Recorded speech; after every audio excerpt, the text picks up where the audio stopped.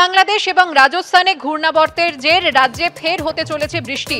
আগামী সপ্তাহের সোম এবং মঙ্গলবার দুই বঙ্গেই বর্ষণের সম্ভাবনা রয়েছে। বিস্তারিত জানবো, কথা বলবো আমাদের প্রতিনিধি অরিত্রিক ভট্টাচার্যের সঙ্গে। অরিত্রিক, আলিপুর আবহাওয়া দফতর কি জানিয়েছে?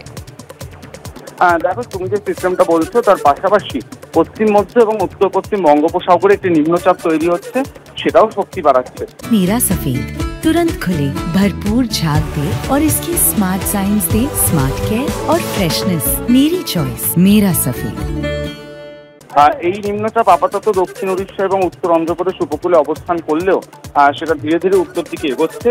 তারই যেটা প্রভাব, সেই প্রভাবে আগামী 3-4 দিনের মধ্যে কিন্তু বৃষ্টির সম্ভাবনা রয়েছে এবং উত্তর এবং দক্ষিণবঙ্গ দুক্ষেত্রেই যেটা দেখা যাচ্ছে যে সোম মঙ্গলবার ভারী বৃষ্টির সম্ভাবনা রয়েছে এবং বিশেষ করে গাঙ্গেয় দক্ষিণবঙ্গের যে জেলাগুলি রয়েছে সেখানে ভারী বৃষ্টির সম্ভাবনা রয়েছে। ইতিমধ্যেই যারা মৎস্যজীবী রয়েছে তাদেরকে নির্দেশ দেওয়া হয়েছে রোববারের মধ্যে ফিরে আসতে। সোম মঙ্গল বুধ এই 3 দিনের জন্য মাছ ধরতে না যাওয়ার যে সতর্কতা, সেটাও জারি করা হয়েছে। সার্বিকভাবে যেটা দেখা যাচ্ছে যে গত সপ্তাহে আমরা দেখেছি যে ভালোই বৃষ্টি হয়েছিল, তারপরে পরিস্থিতির কিছুটা বদল হয়। এই মুহূর্তে আজ এবং কালও বৃষ্টির তেমন সম্ভাবনা নেই, বিক্ষিপ্তভাবে কোথাও কোথাও বৃষ্টিপাত হতে পারে। তবে সোম মঙ্গলবার দক্ষিণবঙ্গের অধিকাংশ জেলায় এমনকি উত্তরবঙ্গেও ভারী বৃষ্টির সম্ভাবনা রয়েছে, এমনটাই জানাচ্ছে আলিপুর আবহাওয়া দপ্তর। ধন্যবাদ অরিত্রিক।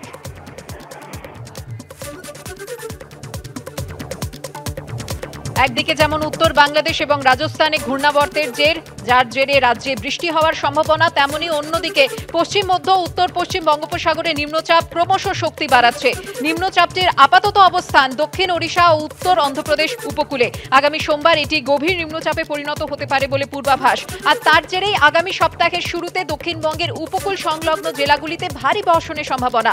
সোম এবং মঙ্গলবার ভারী বৃষ্টির পূর্বাভাস উত্তর এবং দক্ষিণ দুই বঙ্গেই।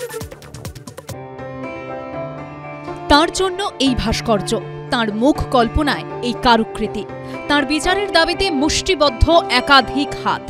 সংবিধানের ওপর আস্থা রেখে তৈরি করা হয়েছে অশোক চক্র। এই ভয়ঙ্কর ন্যাক্কারজনক কাজ যারা করেছে তাদের জন্য প্রতিকৃতিতে রয়েছে একরাশ ঘৃণা। আরজিকর হাসপাতালে নিহত তরুণীকে উৎসর্গ করে এমনই ভাস্কর্য তৈরি করেছেন শিল্পী শর্মিলা সেন। গগনেন্দ্র শিল্প প্রদর্শনশালায় শুক্রবার শুরু হয়েছে প্রদর্শনী। এবারের প্রদর্শনীর মূল আকর্ষণ মুখোশ।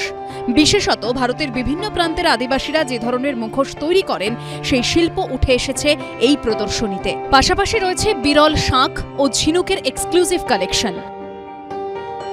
সবাই তো সবার মতন করে প্রতিবাদ করেছে, তো আমার মনে হলো যে আমি যে কাজটা করি আমি সেইটা দিয়ে বোঝাতে চেষ্টা করেছি যে নারী স্বাধীনতা, নারীদের সিকিউরিটি যেটা মেইন, রাত বিরেতে কাজ করছে সবাই, আমরা যাতে একটা সুন্দর পরিবেশ পাই যেখানে আমরা মন খুলে চলতে পারি, মন খুলে সব কিছু বলতে পারি। এখন সময় এসে গেছে এইগুলোকে নিয়ে ভাবার। এদিন প্রদর্শনীর উদ্বোধনে উপস্থিত ছিলেন চিত্র পরিচালক নন্দিতা রায় ও শিবপ্রসাদ মুখোপাধ্যায়।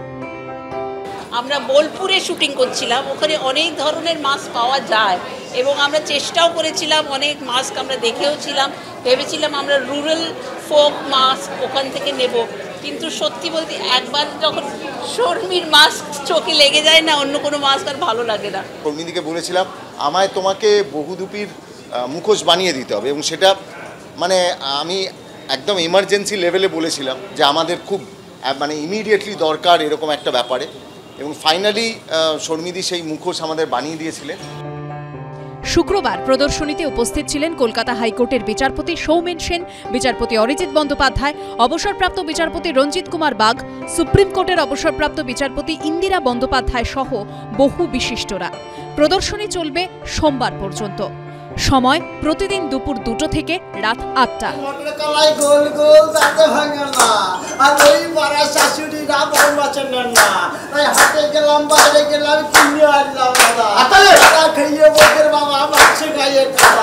সৌভিক মজুমদারের রিপোর্ট, এবিপি আনন্দ, কলকাতা।